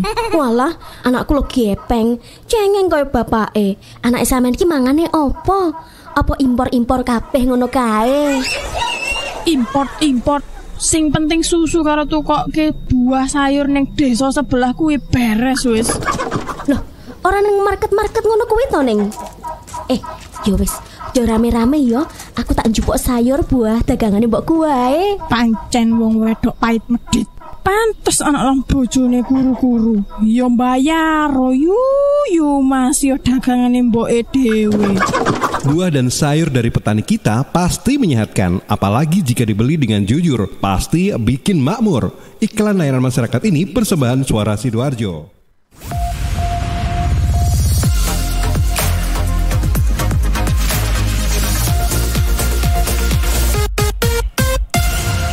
Ya, masih bersama program khusus siaran langsung dari venue Pameran Pelayanan Publik Jawa Timur 2021. Dan saya masih bergabung dengan studio mini yang ada di stand Dinas Kominfo Jawa Timur. Saya kembali ke Dianta. Ya baik, terima kasih Diding ya. Baik, di kesempatan siang hari ini saya bersama dengan sahabat-sahabat dari Dispenduk Capil Kabupaten Sidoarjo yang juga mengikuti atau hadir ya dalam pameran dan simposium 2021 di Grand City Surabaya. Nah, kali ini kita bersama dengan Bapak Ahmad Iwan Jauhari selaku Sekretaris Dispenduk Capil Kabupaten Sidoarjo dan juga Pak Arif Sumeru selaku Kabid Pemanfaatan Data dan Inovasi Dispenduk Capil Kabupaten Sidoarjo. Baik, Pak Jauhari, ini yang saat ini ditampilkan oleh Dispenduk Capil Kabupaten Sidoarjo, pelayanan-pelayanan apa saja Pak yang bisa kita lihat atau dipamerkan atau ditampilkan pada saat ini? Ya, terima kasih pada BOT pameran di tingkat provinsi di Grand City ini, hampir seluruh layanan Dukcapil Kabupaten Sidoarjo ditampilkan, khususnya yang melalui plafon Dukcapil. Jadi apa itu plafon Dukcapil? Pelayanan via online, mengurus administrasi jadi lebih mudah. Artinya masyarakat sudah tidak lagi datang ke counter atau ke kantor kami, tidak tatap muka, tapi bisa melalui web. Nah, jenis-jenis apa saja yang bisa melalui plafon Dukcapil itu KTP, KIA, KK, SKP WNI atau SKD WNI, akte kelahiran, akte kematian, akte perkawinan, akte perceraian. Itu bisa diakses melalui web. Dan insya Allah pengembangan lagi nanti akan ada melalui aplikasi di Play Store. Nah, BOT ini terutama untuk memberi penjelasan yang memang masyarakat butuh penjelasan lebih detail lagi, karena di situ ada banyak petugas kami yang akan menjelaskan, khususnya warga Sidoarjo yang sekarang ini ada di Surabaya mungkin menyempatkan diri ke Grand City ini, gitu Pak. Oke, dan selama acara ini kan berlangsung selama 3 hari gitu ya Pak ya. Iya. Ini apakah setiap hari yang akan ditampilkan sama atau mungkin hari ini besok beda lagi, terus tanggal 20 juga beda lagi atau sama atau gimana nih Pak? Selama 3 hari kita akan maksimalkan semua pelayanan ada di Dukcapil ada di sini Pak. Jadi nanti masyarakat bisa melaksanakan mengikuti konsultasi di sini atau kepingin melihat dari dekat apa saja sih pelayanan yang ditampilkan oleh Dukcapil Kabupaten Sidoarjo gitu. Jadi selama 3 hari maksimal kita akan mengisi di booth ini nanti. Oke, jadi selama 3 hari ini sama ya Pak ya? Ya. Hari pertama, hari kedua, hari ketiga sama saja. Ya. Tapi yang jelas ini apa saja sih Pak yang nanti bisa masyarakat ketahui ya untuk ini semacam jenis pelayanan begitu ya Pak ya? Okay. Jenis pelayanan yang ada di Dispenduk Capil Kabupaten Sidoarjo. Iya. Tadi disampaikan oleh Pak Johari itu ada namanya plafon ya. Iya. Ini pelayanan via online Dukcapil. Iya. Nah, plafon ini untuk mengurus ini Pak, jenis-jenisnya ada pindah datang, lalu ada kelahiran, ada akta kematian, ada akta perkawinan, akta perceraian, semua melalui web. Jadi plafon ini kependekan dari pelayanan via online gitu ya. Dan ini digunakan bagi mereka yang melakukan pelayanan tidak secara tatap muka tapi secara online dan itu meliputi untuk mengurus ini ya surat-surat KTP, kemudian KIA, kemudian kartu keluarga, ada juga SKP WNI, SKD WNI, kemudian akta kelahiran, akta kematian dan akta perkawinan serta akta perceraian gitu ya. Nah, ini sebenarnya semua jenis pelayanan yang via online ini adalah untuk mempersingkat ini ya Pak ya, mempermudah masyarakat dan mungkin juga mempersingkat birokrasi. Iya, tidak harus datang ke kantor, betul. Cukup dari rumah bisa itu ya. Lalu ada lagi ini di sekitaran kita, di lingkungan masyarakat kita yang memang ada disabilitas, marga kita disabilitas, gangguan jiwa, lalu lanjut usia. Karena keterbatasan fisik, kami punya program Peduli Dilan. Jadi itu cukup melalui aplikasi di plafon ini juga, tim kami akan datang melakukan perekaman. Karena tentu saja kalau masyarakat kita yang terutama lanjut usia, gangguan jiwa, ada program pemerintah misalnya bantuan sosial, mereka tidak punya identitas. Nah, harusnya mulai awal dilakukan perekaman, akan muncul KTP juga NIK-nya akan di sana. Jadi itu bisa mendapatkan hak-haknya yang seharusnya dari pemerintah diberikan, terutama bansos-bansos yang saat ini banyak diberikan kepada warga masyarakat kita yang kurang mampu. Oke, jadi selain apa tadi yang dikatakan oleh Pak Johari yaitu plafon ya atau pelayanan via online Dukcapil yang meliputi beberapa fitur-fitur ya. Ini untuk pengurusan kependudukan lah intinya ya. Nah, ini untuk kepengurusan lebih cenderung ke sosial sih sebenarnya apa ya. Peduli disabilitas orang dengan gangguan jiwa ODGJ dan lanjut lansia. Lanjut usia atau lansia. Ini disingkat dengan nama Peduli Dilan. Peduli Dilan. Iya, programnya itu ya. Dilan ini nama penokohan sebuah film tahun 90. Biar lebih dihafal mungkin ya. Oke, baik. Terus apa lagi nih Pak Johari? Kira-kira bisa menambahkan Pak Arif. Banyak ya sebenarnya ya. Monggo Pak Sumeru pakai mic. Nggak apa-apa. Lebih dekat Pak. Mungkin ada tambahan Pak Sumeru, silakan Pak Arif. Ya, terima kasih. Peduli Dilan, ini kenapa berbicara ada istilahnya Dilan, karena kita memulai proses Peduli Dilan ini di tahun 2019. Ini memang mendekati tagline-nya hampir sama, mendekati Dilan itu Fahri. Film Dilan kan 2019. Kita terinspirasi yang larinya bahasa Dilan seperti itu. Sampai tagline-nya Dilan itu munculnya bahasanya gasrek gitu. Gasrek.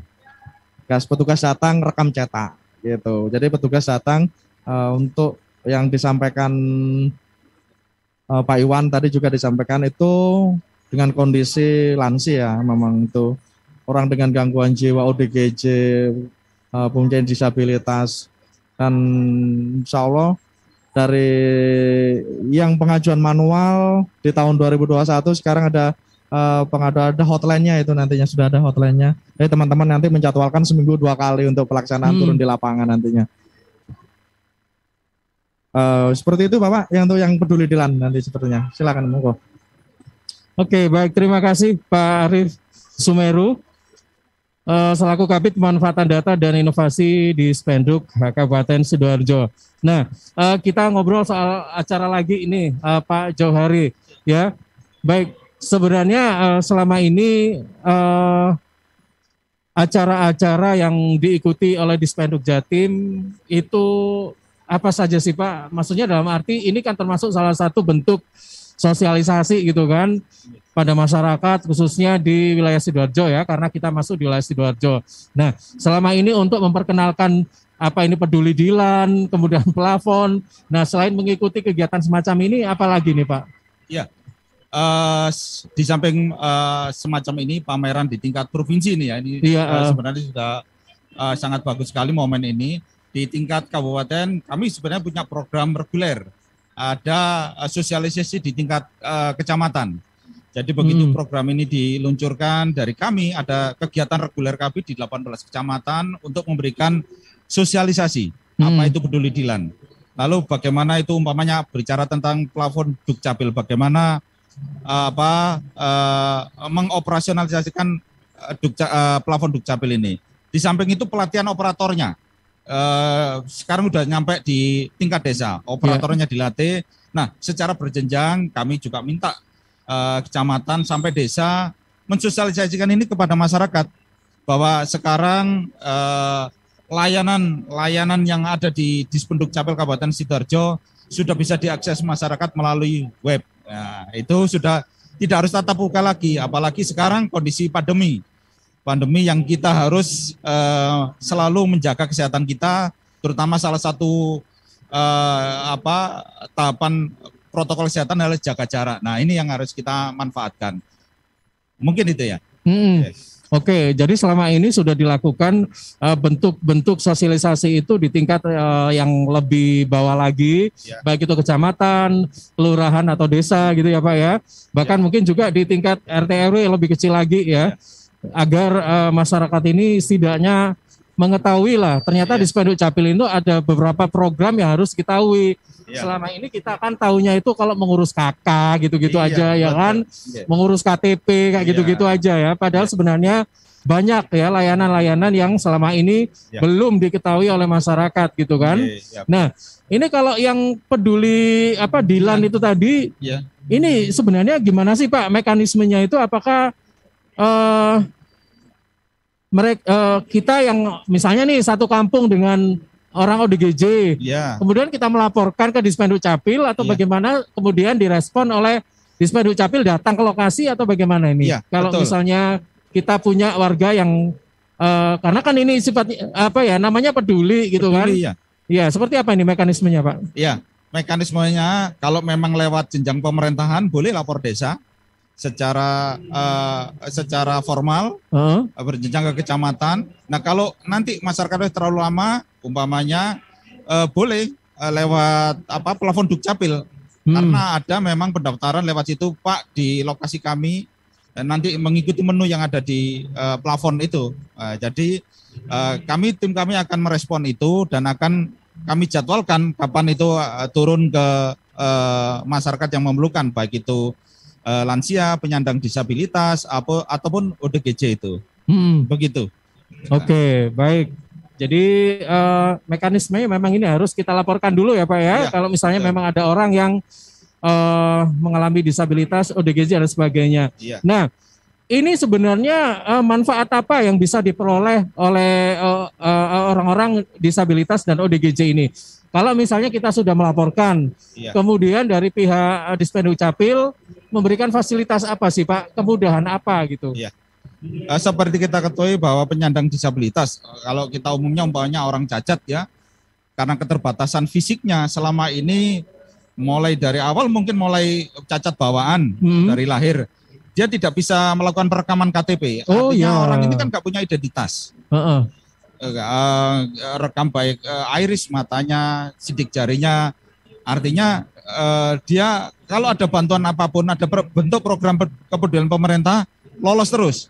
Atau terakhir DTKS dari Dinas Sosial, ada data penyandang kesejahteraan sosial itu. Jadi, nah itu bisa masuk nanti, karena sudah ada NIK-nya nanti. Akan muncul KTP, akan muncul data di kartu keluarganya. Dan setiap ada pemetaan program sosial akan selalu muncul karena memang betul-betul perlu bantuan. Gitu. Nah, kalau ODGJ dengan gangguan jiwa, siapa yang memperhatikan ini? Nah, kalau masyarakat sudah lapor, kita akan turun. Beliau mendapat haknya berupa identitas baik KTP, ada tertera di KK-nya juga, gitu ya. Termasuk lansia. Baik. Gitu. Jadi dengan kata lain, mereka yang disabilitas atau DGJ lansia ini memang harus punya identitas ya Pak ya, betul, kartu identitas. Karena begitu ya. Kelompok rentan lah, misalnya kelompok rentan ya. Nah, masalahnya itu Pak, kalau misalnya ini ada ODGJ yang tidak tercover atau gimana ya? Karena kan selama ini kita tahunya mungkin ada orang dengan gangguan jiwa, misalnya nih ya. Tidak punya anggota keluarga misalnya atau apa begitu, ini bagaimana? Apakah Dispenduk Capil melakukan jemput bola dengan cara door to door gitu ya, mencari misalnya, atau bagaimana Pak selama ini? Pernah nggak melakukan itu atau gimana? Ya, ada itu Pak. Jadi namanya bagian jemput bola ya, salah satunya. Lalu bagaimana yang tidak berintegritas? Biasanya kita berkoordinasi dengan Liponsosnya Kabupaten Sidoarjo. Di situ hasil-hasil penjaringan mungkin dari kegiatan rekan-rekan yang di Liponsos, banyak ODGJ yang tidak beridentitas. Nah, itu bisa kami masuk di sana. Asalkan sudah terkoordinasi, datanya sudah jelas, tim kami akan turun ke Liponsos itu. Baik. Saya ke Pak Arif Sumeru. Pak Arif. Ya, mungkin mohon maaf ini ya agak crowded ya Pak ya. Siap. Kita jadi beraba-raba gitu. Bicara apa ya? Apa-apa. Gitu. Pak Sumeru, ini selaku Kabid Pemanfaatan Darat dan Inovasi. Nah, sejauh ini saya ingin tahu nih Pak ya, sebenarnya di Dispenduk Capil Kabupaten Sidoarjo, inovasi-inovasi apa yang sudah dihasilkan? Tentunya kan ini tujuannya untuk memberikan pelayanan yang terbaik buat masyarakat gitu kan. Ini mungkin juga salah satu bentuk inovasi ya. Kayak apa tadi namanya itu? Plafon. Plafon Dukcapil dan sebagainya. Selama ini selain plafon Dukcapil, inovasi apa saja sih Pak? Inovasi yang sudah dilakukan di Dukcapil Sidoarjo, salah satunya yang menjadikan unggulan kita yang terbaru saat ini memang di plafon Dukcapil. Di plafon Dukcapil ini memang lahirnya memang di 2021 ini masih baru memang. Karena yang sebelumnya kita melakukan pelayanan berbasis nomor WA dengan beban kebutuhan dari masyarakat yang sangat tinggi, kita beralih dihadapkan dengan kondisi pandemi juga yang dipaksakan untuk tidak bertatap muka. Jadi secara tidak langsung pun kita juga dipaksakan untuk berinovasi, memberikan layanan berupa menjadikan layanan online seperti ini. Yang dilakukan secara 8 layanan ini. Jadi ini pun di ke depan ini nantinya juga akan plafon Dukcapil juga akan beralih menjadikan melalui web, melalui mobile. Nah ini nanti selain plafon Dukcapil ini perlu diketahui bahwa di plafon ini ada 3. Yang pertama itu plafon Dukcapil yang bisa diakses secara masyarakat umum. Yang kedua melalui petugas registrasi desa atau Gapura Delta. Yang ketiga nanti secara kemitraan. Nah, secara kemitraan inilah yang juga menjadikan instansi-instansi yang mempunyai kerjasama dengan kita yang untuk meningkatkan pelayanan dari Dukcapil sendiri. Gitu.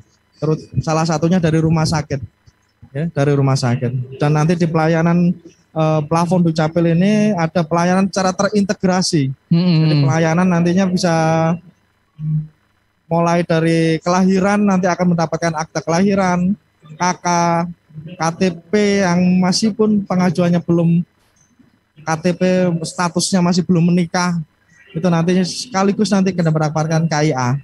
Begitupun juga pelayanan terintegrasi dari perpindahan penduduk baik masuk ataupun keluar. Nanti masyarakat bisa memilih layanan-layanan apa saja yang didapatkan di plafon Dukcapil sendiri. Jadi ke depan nanti insya Allah akan berkembang menjadikan plafon Dukcapil menjadi layanan mobile dan layanan terintegrasi, itu yang saya maksudkan. Seperti itu, Bapak. Oke, Pak Sumeru, satu pertanyaan lagi. Sejauh ini dampak apa yang sudah dirasakan oleh masyarakat terkait dengan inovasi-inovasi yang sudah dikeluarkan oleh Dispenduk Capil Sidoarjo? Dampaknya yang secara real nyata yang dirasakan masyarakat Sidoarjo itu apa sih? Dampak yang dirasakan juga memang sangat bervariasi karena masyarakat Sidoarjo sendiri itu secara umum heterogen. Jadi masyarakat yang punya bisa memahami secara teknologi, masyarakat juga belum bisa memanfaatkan teknologi dengan baik gitu ya. Maksud saya masih kurang paham gitu, kurang paham. Nah, hal ini bisa ditangkap dari ketika masyarakat itu belum mempunyai belum paham secara teknologi ataupun tidak mempunyai berbasis Android, karena di plafon ini berbasis web. Nah, inilah yang ditangkap harusnya dinas melalui petugas registrasi desa. Jadi masyarakat yang tidak mempunyai teknologi, nyun sewu, bisa memanfaatkan teknologi, itu nanti bisa datang ke pemerintah desa yang akan dibantu oleh petugas registrasi desa untuk memasukkan plafon Dukcapil. Oke. Jadi hal semacam itu yang harus kita juga tadi yang disampaikan sebelumnya, memang giat untuk melakukan sosialisasi terhadap plafon Dukcapil sendiri. Secara umum, secara garis besar sudah banyak manfaat, masyarakat sudah menikmati di plafon Dukcapil sendiri. Ya, terima kasih. Oke, baik. Terima kasih Pak Arif Sumeru. Yang terakhir ke Pak Johari. Pak Johari, dengan adanya event semacam ini, ini yang diharapkan apa ini Pak? Monggo silakan. Ya, masyarakat akan semakin mengerti, semakin paham bahwa hak-hak mereka, terutama tentang kependudukan, identitas masyarakat, bahwa bisa mengakses, bisa memenuhi kewajibannya sendiri, tidak harus datang ke kantor kami. Karena sekarang pemerintah daerah Kabupaten Sidoarjo mempermudah melalui web. Sebentar lagi dikembangkan melalui aplikasi di HP masing-masing. Dan itu salah satu bentuknya masyarakat bisa cetak sendiri. Jadi kayak akte kelahiran yang tadinya datang, sekarang begitu data sudah selesai direspon oleh aplikasi ini, mereka bisa cetak sendiri di rumah. Nah, bagaimana masyarakat yang tidak mempunyai HP bisa difasilitasi desa? Ada web di sana, ada operator desa di sana. Bagaimana tidak punya printernya? Bisa melalui desa. Begitu. Kalau umpamanya kepingin lebih membuktikan bagaimana pelayanan, ada di mall pelayanan MBB Mall Sidoarjo, bisa melaksanakan kebutuhan masyarakat, bisa dicetakkan di sana bisa. Mungkin itu Pak. Oke, baik. Terima kasih Pak Ahmad Iwan Johari dan juga Pak Arif Sumeru. Ini sukses ya untuk sahabat-sahabat yang ada di Dispenduk Capil Kabupaten Sidoarjo.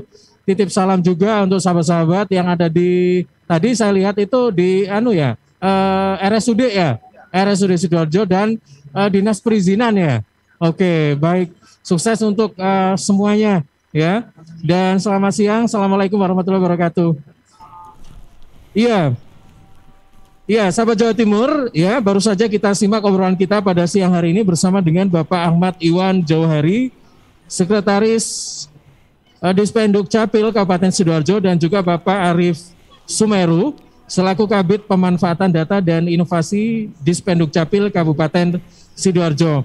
Kita live di acara pameran dan simposium tahun 2021 di Grand City Surabaya. Baik, saya kembali ke studio ke rekan Diding. Iya, Ilham. Dan sahabat Jawa Timur, untuk selanjutnya di hari besok lusa di Sabtu, kita akan juga menghadirkan beberapa perwakilan dari stand-stand yang lain, dari Pemkab atau Pemkot, kemudian dari OPD juga atau layanan-layanan publik lainnya, yang nantinya akan diwawancarai oleh rekan-rekan dari host dari Suara Sidoarjo yang mewakili dari Asosiasi Lembaga Penyiaran Publik Lokal Jawa Timur. Dan perlu diketahui juga bahwa hari ini nanti jam 3 sore ada presentasi peserta pameran yang diwakili oleh Inovasi Pelayanan Publik oleh Rumah Sakit Jiwa Menur. Kemudian selanjutnya ada juga talkshow untuk membangun ekosistem pelayanan adminduk berbasis komunitas sama-sama.